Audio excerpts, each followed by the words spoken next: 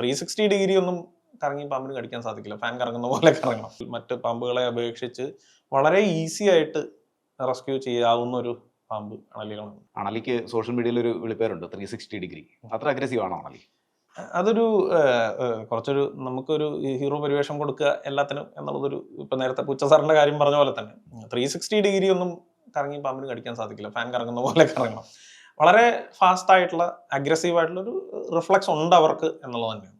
ഇതിൽ ചില പഠനങ്ങളും ഈ പറയുന്ന വരെ ഇപ്പൊ BBC-യുടെ ഡോക്യുമെന്ററിയിലൊക്കെ വളരെ കൃത്യമായിട്ട് കാണിക്കുന്നുണ്ട്. അവര് ഈ അണലി കിടക്കുന്നു, ഒരു മനുഷ്യന്റെ കാലിന് സമാനമായിട്ടുള്ളൊരു ആർട്ടിഫാക്ട് ഉണ്ടാക്കി അത് വെച്ച് നടക്കുന്ന 20 അല്ലെങ്കിൽ 30 തവണയിൽ 1-2 തവണ ഒഴികെ വയറ്റിൽ ഉള്ള തവണകളല്ല ഇത് ഒഴിവാക്കുന്ന ഒരു പ്രക്രിയയാണ്. പക്ഷേ നമ്മൾ ഈവൻ റെസ്ക്യൂ ചെയ്യുന്ന കേസുകളിലും ഒരുപക്ഷെ ഈ പറയുന്ന മൂർഖനോ വെള്ളിക്കെട്ടനോ ചേരയോ പോലുള്ള അല്ലെങ്കിൽ മറ്റ് പാമ്പുകളെ അപേക്ഷിച്ച് വളരെ ഈസി ആയിട്ട് റെസ്ക്യൂ ചെയ്യാവുന്ന ഒരു പാമ്പ് അണലികളാണ്. നമുക്ക് ഒന്ന് ഇച്ചിരി വെയിറ്റ് ഉള്ളതുകൊണ്ട് തന്നെ ഹുക്കിൽ കോരി പിടിക്കാതെ തന്നെ ബാഗിനടുത്ത് കൊണ്ടുവയ്ക്കാം.